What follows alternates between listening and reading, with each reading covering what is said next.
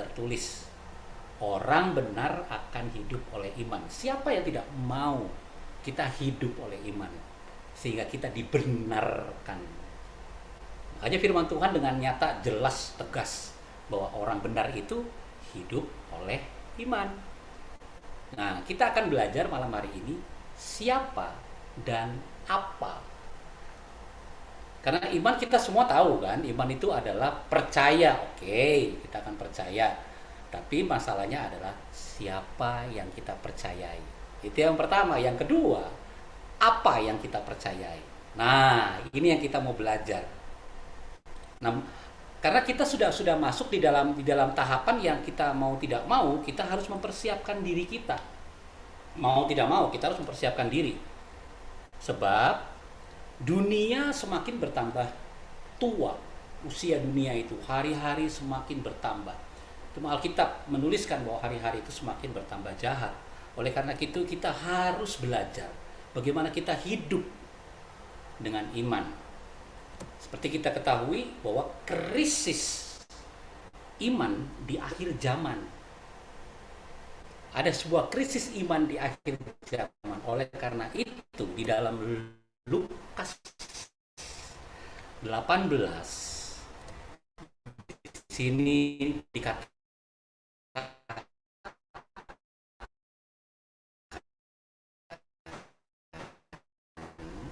ada hati-hatinya dulu. Utuhnya ayat 8 itu, aku berkata kepadamu, ia akan segera membenarkan mereka. Akan tetapi, ini yang saya kutip, 18-nya yang B saya kutip. Akan tetapi, jika anak manusia itu datang, adakah ia mendapati iman di bumi? Itu kenapa orang percaya, orang Kristen itu harus hidup oleh iman. Kenapa? Karena pada saat anak manusia itu datang, yang anak manusia itu cari apa? Iman. Adakah Yesus mendapati iman di bumi? Nah, itu bukan permasalahan nama, tetapi permasalahan iman. Ini yang harus kita sadari. Ada banyak orang percaya, iyalah kita hiduplah pastilah dengan iman. Ya, tapi how? Dan menjadi pertanyaan utuhnya, siapa yang kita percayai? Siapa yang sebenarnya kita percayai? Kalau misalkan siapa yang kita percayai, semua orang Kristen akan menjawab dengan serentak dan penuh dengan iman. Yesus Kristus. Oke, itu yang kita percayai. Tetapi kan ada juga orang-orang yang tidak tahu. Orang-orang yang masih bimbang. Ada banyak orang-orang di luar yang masih belum mengenal Yesus Kristus. Itu kenapa kita sebagai anak-anak Allah memiliki tanggung jawab untuk kita bisa mewartakan kabar baik itu, kabar sukacita itu. Supaya orang-orang yang di luar yang tidak percaya kepada Yesus Kristus, anaknya yang tunggal, kita dengan harapan yang penuh luar biasa kepada Kristus, bahwa mereka akan menyadari bahwa krisis iman di akhir zaman itu tidak tahu siapa itu Yesus Kristus. Oleh karena itu, di dalam Yakobus 1:6-7, hendaklah ia memintanya dalam iman dan sama sekali jangan bimbang. Kalau sudah masuk di dalam ayat ini, siapa dan apa itu akan saling berkaitan. Siapanya kita pegang erat-erat. Pertanyaannya adalah apa yang kita percayai. Nah, makanya hendaklah ia memintanya dalam iman dan sama sekali jangan bimbang. Sebab orang yang bimbang sama dengan gelombang laut yang diombang-ambingkan kian kemari oleh angin. Ayat 7 itu menjelaskan kata sebab tadi ya, sebab orang yang bimbang. Orang yang demikian janganlah mengira bahwa ia akan menerima sesuatu dari Tuhan. Karena kebimbangan itu sama dengan ketidakpercayaan. Bukankah dasar dari iman itu adalah kata percaya? Karena percaya itu kata kerjanya. Ini yang harus kita sadari dulu. Kalau kita tidak menyadari bahwa bagaimana kita menggunakan iman kita di dalam setiap kehidupan, wow, berat. Nah, saya mengutip dari seorang hamba Tuhan, Bill Johnson. Dia mengatakan seperti ini. Iman tidak datang dari pikiran, tetapi iman datang dari hati. Namun, sebuah pikiran yang diperbaharui memperbesar iman kita melalui suatu pengertian tentang yang tak terlihat. Pikiran yang diperbaharui menemukan bahan bakarnya dengan mengetahui cara-cara Roh Kudus, cara Ia bergerak. Itu kenapa segala sesuatu di mana kita hidup, menghadapi sebuah proses kehidupan, menjalani kehidupan kita harus berjalan dengan iman. Makanya itu disebut bahwa Roh Kudus akan menuntun kita. Karena Yesus sendiri, siapa yang kita percayai, itu menyertai kita. Bayangkan di Matius 28 itu, Ia akan menyertai kita sampai akhir zaman. Itu tadi di awal saya sudah bilang, siapa yang kita percayai, itu kita pegang teguh, Yesus Kristus. Nanti kita akan masuk, apa sih yang harusnya kita percayai. Oleh karena itu kita harus tahu dulu bagaimana kita hidup dalam iman, dan bagaimana kita bergerak, berjalan dengan iman. Karena bicara iman itu akan berbicara mengenai mengerti masuk artinya ini. Kalau saya menggunakan kata ada keran seperti air itu sama saja dengan bagaimana Tuhan memberikan sesuatu kepada kita. Dia mengalirkan sesuatu kepada kita. Nah, pertanyaannya adalah, siapa yang menguasai atau memenuhi hati kita? Itu akan menentukan apa yang kita ucapkan. Siapa yang menguasai atau memenuhi hati kita akan menentukan apa yang kita ucapkan. Kalau kita mengaku, kalau coba Ibu boleh baca Roma 10, Ibu. Sebenarnya nanti masuk sih, tapi kita lebih memantapkan lagi. Roma 10. Roma 10 ya, Pak? Iya, ayat 9 ya. Oke, Ayat 8 deh, ayat 8 dulu. Roma 10 ayat 8. 8. Tetapi apakah katanya? Ini, firman itu dekat kepadamu, yakni di dalam mulutmu dan di dalam hatimu. Itulah firman iman yang kami berkatakan. Iya, firman iman. Itu dia. Firman iman. Apa yang dekat? Dua kata yang dipergunakan di dalam Roma 8. Yang pertama apa tadi, Ibu? Dekatnya apa? Mulutmu. Iya, kedua apa? Hatimu. Hati. Karena itu dibilang bahwa apa yang memenuhi hati kita, apa yang dipenuhi. Saya sudah bilang kalau Tuhan mengalirkan sesuatu, Roh Kudus tercurah bagi kita, yang memenuhi hati kita Allah, Yesus, firman, itu menentukan ucapan-ucapan kita. Apa yang kita ucapkan. Itulah bagian dari iman. Makanya apa yang kita ucapkan itu menentukan apa yang di dalam hatimu. Ada firman Tuhan yang mengatakan bukan apa yang keluar yang menajiskan orang, tetapi apa? Apa yang di dalam hatimu. Semua berasal dari dalam hati. Sementara di dalam Lukas 6 ayat 45, lihat. Orang yang baik mengeluarkan barang yang baik dari perbendaharaan hatinya yang baik. Dan orang yang jahat mengeluarkan barang yang jahat dari perbendaharaannya yang jahat. Karena yang diucapkan mulutnya itu meluap dari hatinya. Kalau kita mau hidup dengan iman, mulailah memperbaiki apa yang ada di dalam diri kita. Kalau apa yang ada di dalam diri kita, pertanyaannya, apa yang kita percayai?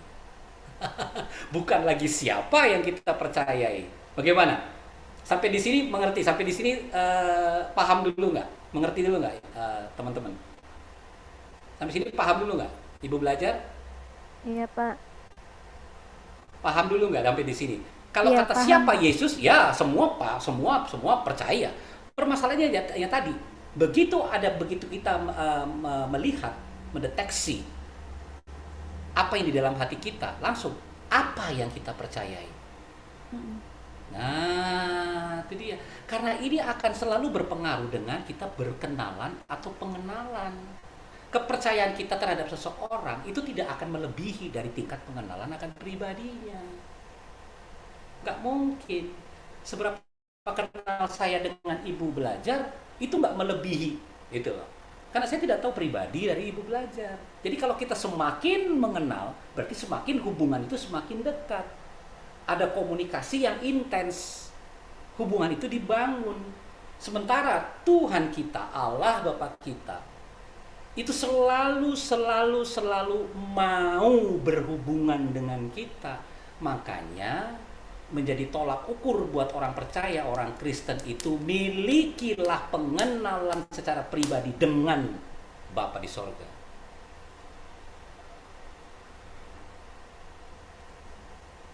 Supaya apa? Supaya kita kenal dan kita memiliki pengalaman dengan Dia. Mari kita baca di dalam 2 Timotius 1 ayat 12. Itulah sebabnya aku menderita semuanya ini, tetapi aku tidak malu, karena aku tahu kepada siapa aku percaya. Dan aku yakin bahwa Dia berkuasa memeliharakan apa yang telah dipercayakannya kepadaku hingga pada hari Tuhan. Kalau kita melihat dalam terjemahan firman Allah yang hidup, itulah sebabnya aku menderita di penjara ini. Aku sama sekali tidak malu akan hal itu, karena aku mengenal Dia yang ku percayai. Pada saat apa yang dipercayai oleh murid-murid Yesus, termasuk Paulus, waktu dia memberitakan kabar baik itu, ada penderitaan, ada penyiksaan, itu selalu ada halangan, ada rintangan seperti itu. Tetapi karena imannya yang berpegang teguh kepada siapa yang ia percayai dan apa yang ia percayai, itu yang menjadi sebuah kekuatan. Nah, kita bisa lihat Alkitab banyak sekali memberitahu kepada kita bagaimana kita harus bertahan, bagaimana kita harus memberitakan, bagaimana kita harus mengekspresikan penderitaan itu, tetapi kita harus mengekspresikannya dengan sukacita. Nah, bagaimana dengan sekarang? Apa yang kita bisa lihat dalam hidup kekinian? Hidup yang sekarang. Begitu pandemi dia datang, kita bisa lihat cara hidup orang-orang percaya. Apakah mereka masih menggunakan imannya? Apakah mereka masih mempercayai siapa yang harusnya mereka percayai dan apa yang harusnya mereka percayai? Itu pertanyaan. Kita bisa melihat. Tetapi tadi yang seperti dikatakan di dalam Roma 10 ayat 8 tadi. Apa yang dekat? Di mulut dan di hati. Kita bisa berkebaktian, kita bisa berkomunitas, kita bisa pertemuan atau ibadah atau apapun itu. Tetapi nanti pada akhirnya kita harus mempertanggungjawabkan lewat apa? Perkataan kita. Lewat apa? Sikap hati kita. Makanya saya tarik kesimpulan, lamanya dan seringnya seseorang datang ke gereja tidak menjamin pengenalannya akan pribadi Tuhan. Karena untuk mengenal Tuhan secara pribadi, kita harus bertemunya secara pribadi. Di samping kita datang ke gereja, menghadiri sebuah pertemuan-pertemuan ibadah. Walaupun kita berkomunitas. Oleh karena itu, orang-orang yang berkomunitas itu adalah orang-orang yang memberikan sesuatu, bukan mencari sesuatu. No. Gaya hidup Kristus dengan pribadi orang-orang di dalam komunitas, itulah yang diberitakan, itulah yang di-sharekan, dibagi, saling berbagi hidup, saling berbagi pengalaman dengan Kristus. Tapi kita lihat apa yang terjadi. Mayoritas orang lebih tertarik dan mengejar tangan Tuhan daripada mencari wajahnya.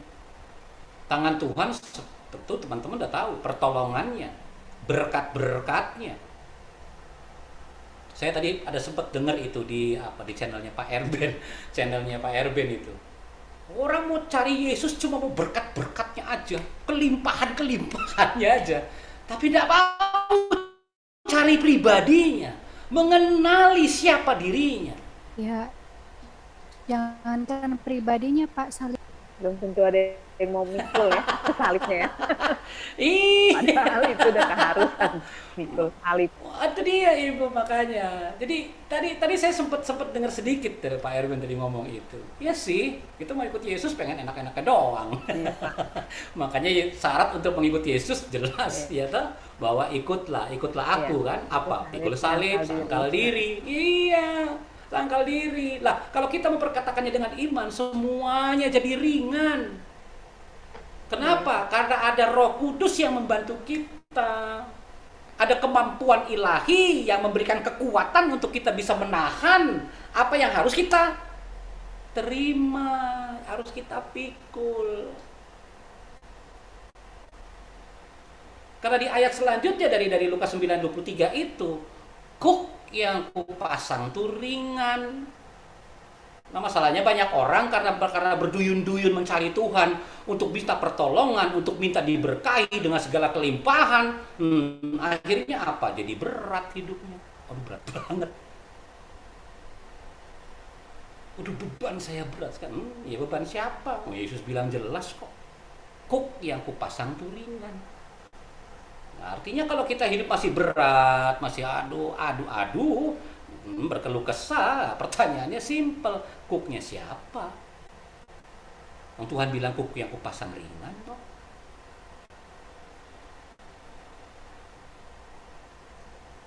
Makanya saya selalu mengedepankan supaya teman-teman di dalam komunitas itu mana dia menjadi kata kuncinya di situ. Karena pada saat kita berfellowship, kita bertemu, kita berbagi hidup, kita berbagi pengalaman, di mana hadirat Tuhan ada, di sini, di tempat ini, di room ini, ada hadirat Tuhan, saudara. Ada Tuhan saat ini. Itu kita harus yakin sekali di situ. Karena tadi mendasari iman. Halo, Tuhan cari. Dapatkah iman di bumi? Dapatkah ia mendapatkan iman di bumi? Jangankan untuk akhir zaman. Saat ini saja, apakah saudara percaya ada Tuhan saat ini? Amin. Percaya saudara? Amin. Amin. Harus diaminkan. Itu yang dia cari, mendapati iman di bumi. Jangan tunggu akhir zaman. Lah sekarang aja bisa kita lihat kok. Karena keintiman dan pengenalan pribadi tidak dapat dibangun lewat hadirnya seseorang dalam kebaktian, tetapi lewat pergaulan dalam keseharian bersama Tuhan. Itu sebab membaca firman Tuhan, berdoa kepada Tuhan, intim dengan Dia, merenungkan firman Tuhan, itu mutlak.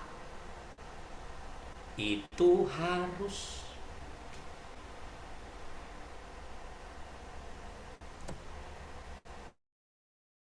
Nenek nanti dulu, Nek. Ini ibu-ibu udah mau masuk aja nih ibu-ibu. Karena memang sudah Iya kok banyak ada yang nenek-nenek Pak. mungkin mau mendekat ajal, mungkin jadi dia perlu segera Masa masuk. nenek yang masuk ke gereja Pak, bukannya saya. makanya itu lihat dengan apa, dengan ekspresi yang ceria kan. Kalau kita mau ke gereja kan sukacita banget gitu. Kalau mau ke gereja. Betul kan? Kalau kita mau sukacita dengan Tapi dengan bukan tasnya. saya loh Pak, itu Pak, maaf Pak. Iya, kan ibu juga kan Yang tua, ibu kalau gini kan yang tua. terlalu muda Bu kalau ibu kok pakai ini sih Bu. Lihat ya, setiap orang yang telah dilahirkan kembali memiliki hubungan dengan Allah. Itulah proses kelahiran kembali, proses kita memulainya sebuah yang disebut kata Kristen itu. Itu Kristen itu baru dimulai kalau kita sudah dilahirkan kembali, kelahiran baru. Nah, itulah memiliki hubungan dengan Allah. Namun, tidak semua orang dari mereka memiliki persekutuan dengannya, sekalipun dia sudah lahir baru. Ini saya kutip dari Lynn Hammond. Nah, makanya kalau kita baca pelan-pelan, apakah orang-orang yang sudah lahir baru itu memiliki persekutuan dengan Tuhan secara pribadi? Belum tentu. Supaya kita bagaimana kita bisa tahu? Tadi di dalam Roma 8 ayat 9. Roma 10 ayat 8 tadi. Dekat sekali mulut dan hati. Apa yang dikatakannya itu keluar dari hatinya. Artinya apa? Apa yang diucapkannya itu semua berdasarkan dari keyakinan, kepercayaan dari imannya yang ada di dalam hatinya. Makanya hati-hati, hati-hati di dalam setiap perkataan-perkataan kita.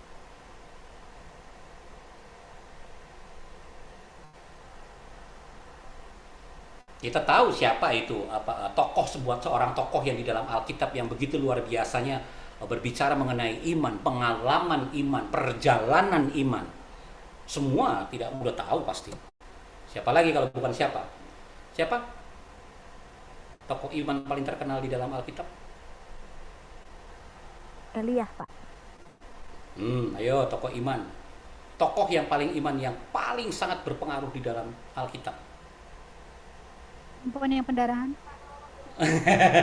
Ayo siapa? Ayo tokoh ayo. Itu orang Samaria, ya Pak. Gimana ibu ini? Samaria.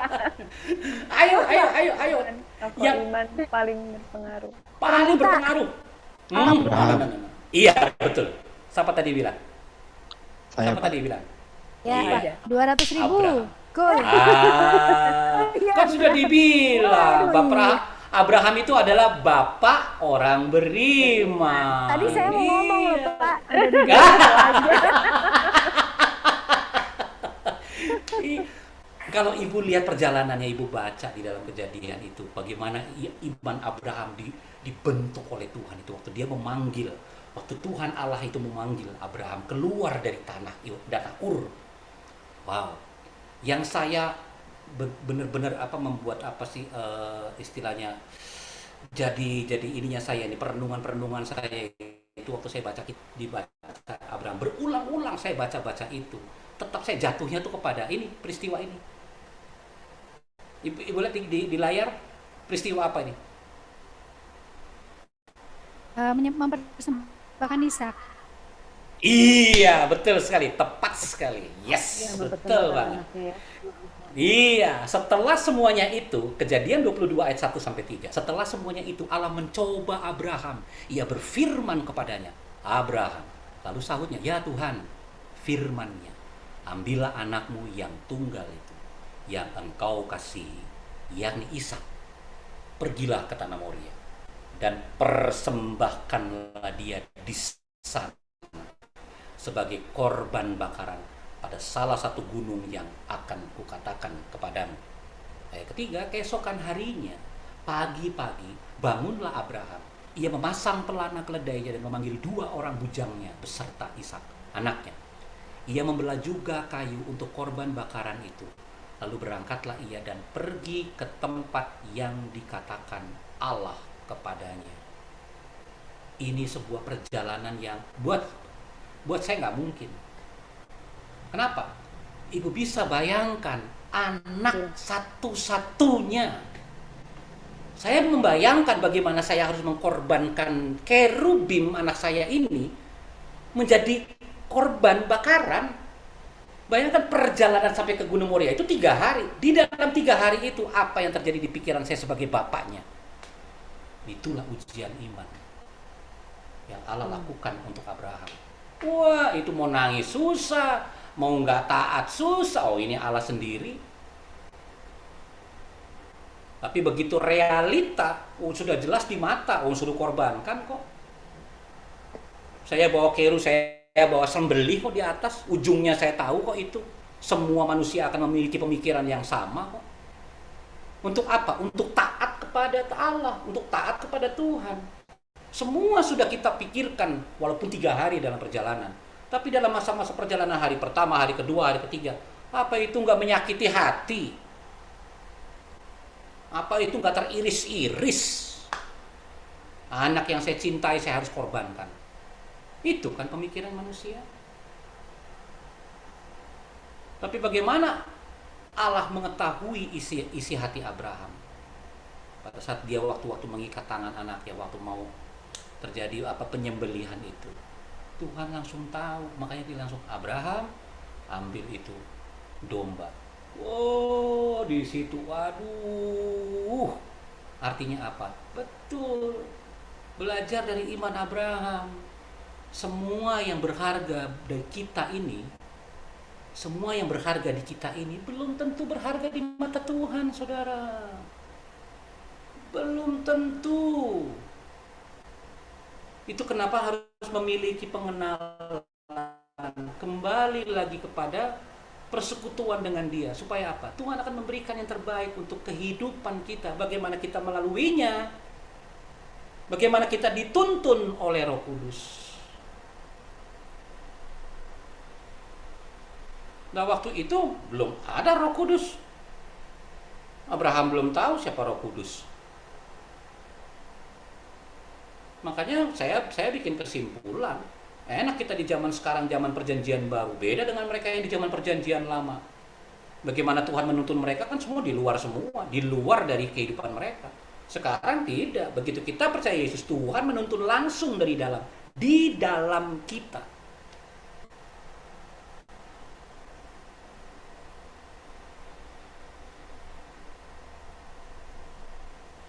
Makanya saya bilang, pertumbuhan iman itu adalah akibat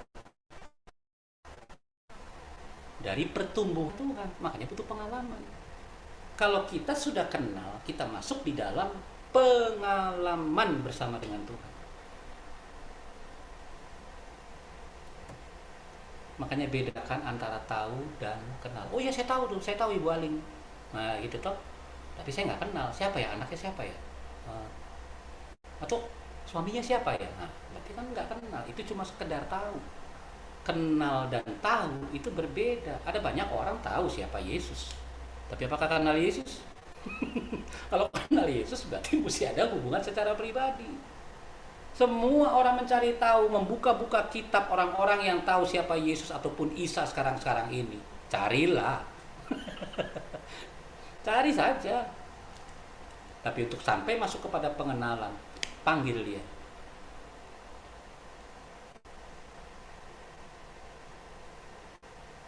Karena tanpa pengenalan dengan Tuhan tidak ada pengalaman. Anda boleh baca Alkitab itu sampai kapanpun, tapi kalau tidak ada Roh Kudus, jangan harap Anda bisa mengerti. Kalau semua sekedar dari pengetahuan, yang mereka kejar pengetahuan, hanya sekedar tahu, pengetahuan. Kata dasarnya tahu.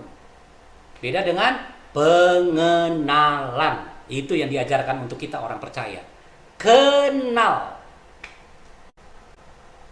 Karena saya pernah bertanya pada ibu-ibu, kalau saya pelayanan itu kan audiensnya atau mereka jemaat itu kan terbanyak ibu-ibu gitu.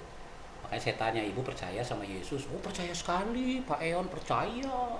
Ya dong, karena dia bla bla bla bla. Iya percaya. Saya nggak tanya itu Bu, saya tanya Tuhan percaya nggak sama ibu? Diem langsung. Bingung kan?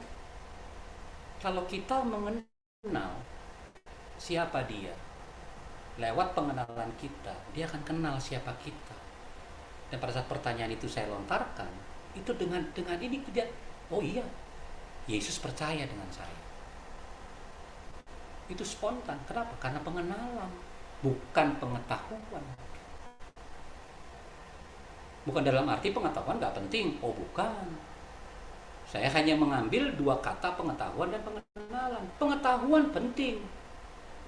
Kita harus tahu apa yang ada di dalam Alkitab kita. Dari Kejadian sampai dengan Wahyu. Tetapi untuk masuk di dalamnya dibutuhkan pengenalan.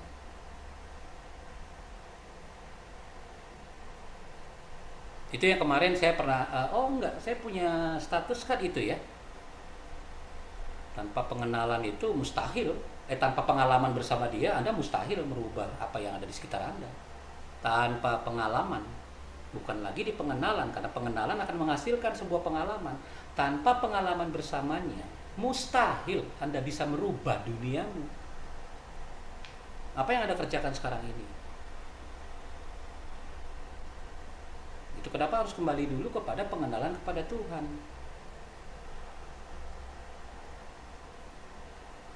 Makanya iman atau faith dalam bahasa Inggris itu bukan hanya siapa yang kita percaya, tetapi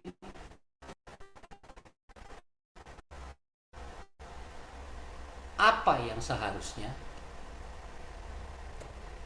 Lihat, kegagalan banyak orang percaya bukan pada siapa yang mereka percayai, tetapi pada apa yang mereka percayai. Apa yang kalian percayai? Tadi di awal saya bilang, semua akan menjawab hal yang sama. Orang percaya, orang Kristen. Siapa yang Anda percaya? Yesus. Yes. Yesus, ya. Pertanyaan bukan itu, tetapi apa yang mereka percayai? Ah, itu dia.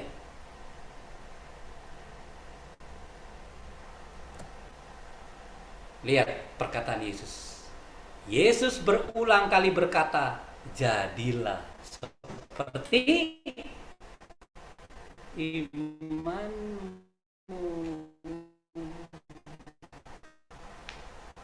Kita bisa lihat contoh-contohnya. Jika kamu mengaku dengan mulutmu, kembali lagi yang tadi Roma di ayat 8 sebelumnya tadi dibacakan sama Ibu Aling tadi. Sebab jika kamu mengaku dengan mulutmu bahwa Yesus adalah Tuhan dan percaya dalam hatimu bahwa Allah telah membangkitkan dia dari antara orang mati, lihat hasil, result, maka kamu akan diselamatkan. Karena dengan hati orang percaya dan dibenarkan, dan dengan mulut orang mengaku dan diselamatkan. Karena kitab suci berkata, barang siapa yang percaya kepada dia tidak akan dipermalukan. Kita akan lihat contoh-contohnya. Peristiwa Yairus. Ini kalau Ibu dia baca cerita ini luar biasa, Ibu. Respon-respon dari mereka itu. Bagaimana mereka beriman dan berbeda, konteksnya dia berbeda. Walaupun ujungnya adalah iman.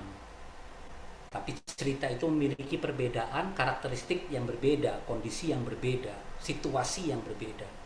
Iman Yairus. Datanglah seorang kepala rumah ibadat yang bernama Yairus. Ketika ia melihat Yesus, tersungkurlah ia di depan kakinya dan memohon dengan sangat kepadanya, anakku perempuan sedang sakit, hampir mati. Datanglah kiranya dan letakkanlah tanganmu di atasnya, supaya ia selamat dan tetap hidup.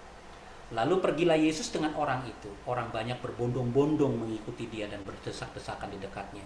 Kalau saudara bisa baca ini keseluruhan cerita ini, itu bagus banget. Tapi saya sih berharap supaya semua punya pengalaman dengan Tuhan lewat itu tadi, apa yang kita percayai. Dari cerita yang Alkitab katakan itu. Itu ada pengalaman, Bapak Ibu, ada pengalaman. Milikilah pengalaman dengan Tuhan. Milikilah pengalaman dengan Tuhan. Karena waktu kita membaca kitab suci, membaca Alkitab, itu kita sedang berurusan hati kita dengan Tuhan. Hati kita dengan Tuhan itu saling berpaut. Seperti itu. Lanjut. Ini iman Yairus. Dan iman perempuan. Tadi yang bilang tuh. Ya kan? Yang perempuan menjamah jubahnya. Ini peristiwa berbeda lagi. Tapi satu kesatuan. Setelah Yairus langsung ke iman yang perempuan. Karena dalam perjalanan ada dua peristiwa di situ. Ada dua peristiwa yang terjadi. Waktu Yesus mau menyembuhkan anak dari Yairus. Nah, waktu dalam perjalanan, di tengah perjalanan ada ibu-ibu ini yang menyentuh jubahnya. Udah tahu ini cerita terkenal. Asalku jamah saja jubahnya. Keluar dari mulutnya, keluar perkataan iman dari ibu itu. Asalku jamah saja. Karena peristiwanya memang sudah tidak mungkin, kan orang berbondong-bondong, bagaimana mau dekat sama Yesus. Ada murid-murid di situ, ada orang-orang lain di situ. Praktek iman di situ terjadi. Makanya di tengah kesibukan apapun kita bisa kok mengatakan iman.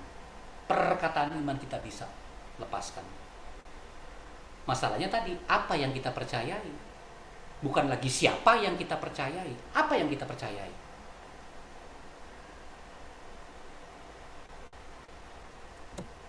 Cerita yang ketiga, perwira Kapernaum. Nah, ini luar biasa lagi. Semua sudah tahu. Bahkan Yesus tidak datang ke perwira yang diinginkan untuk disembuhkan. Tetapi Yesus melihat apa? Melihat hatinya. Matius 8 ayat 6 sampai 8. Tuan, hambaku terbaring di rumah karena sakit lumpuh dan ia sangat menderita. Yesus berkata kepadanya, aku akan datang menyembuhkannya. Tetapi jawab perwira itu kepadanya, Tuan, aku tidak layak menerima Tuan di dalam rumahku. Katakan saja sepatah kata, maka hambaku itu akan sembuh. Ada kerendahan hatian di sini dari seorang perwira. Dan dia menunjukkan imannya kepada Yesus. Bahwa asal Yesus berkata saja. Asal Yesus berkata saja, ia akan sembuh. Makanya di ayat cerita dia bilang, aku tidak pernah mendapati iman sebesar perwira ini.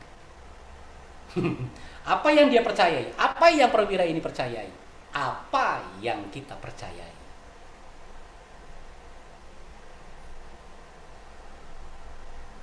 Karena begini saudara, Smith Wigglesworth dia mengatakan, Tuhan mengatakannya, saya mempercayainya atau saya mengimaninya, dan mujizat pun terjadi. Nah, kadang-kadang kita orang percaya itu, orang Kristen itu mau mujizat itu dipertontonkan.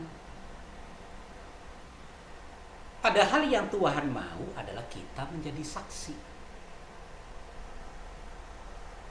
Kitalah saksi yang sesungguhnya bahwa mujizat itu terjadi pada diri kita. Jadi mujizat itu biasa, saudara. Mujizat itu biasa. Kenapa? Karena kita kenal siapa pembuat mujizat itu. Dia tahu apa yang seharusnya kita percayai.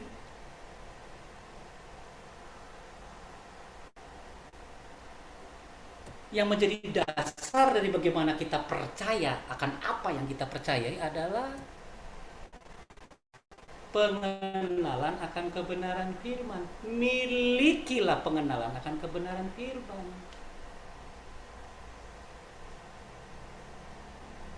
Kita rajin, kita datang, kita tekun, kita taat untuk membaca firman Tuhan. Karena firman Tuhan adalah kekuatan Allah.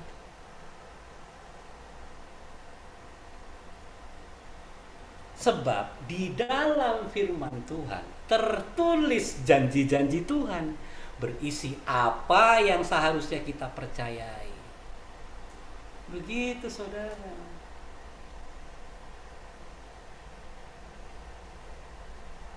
Dan saya terakhir dari saya, iman dihasilkan dari mendengar rema dan bukan logos. Kenapa? Karena Roma 10 ayat 17.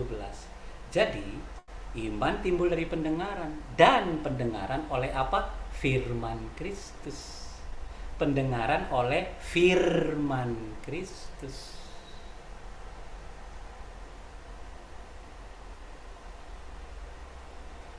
Paham ya saudara sampai di sini ya? Itulah kita belajar bagaimana kita tahu, harus kita ketahui dulu siapa yang kita percayai dan apa yang kita percayai.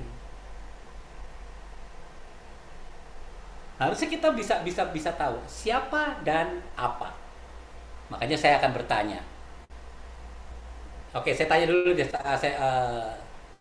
Ibu belajar, siapa yang ibu belajar percayai? Tuhan Yesus.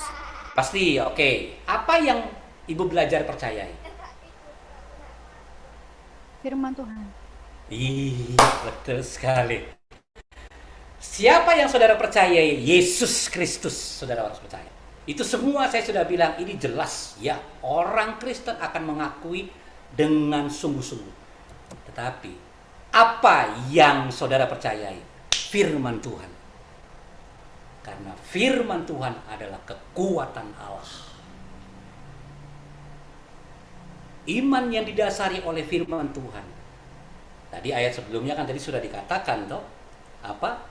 Yang tadi iman apa? Oleh pendengaran tadi. Iman timbul dari pendengaran akan apa? Firman Tuhan. Dia tidak pernah jauh-jauh saudara. Nggak pernah jauh-jauh. Apa yang seharusnya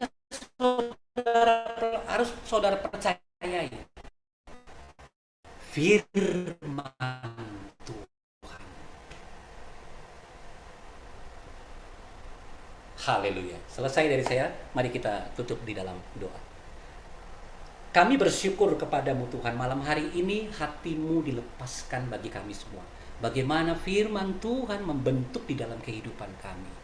Kami percaya Roh Kudus membantu setiap kami untuk memampukan kami mengerti apa yang Engkau utarakan.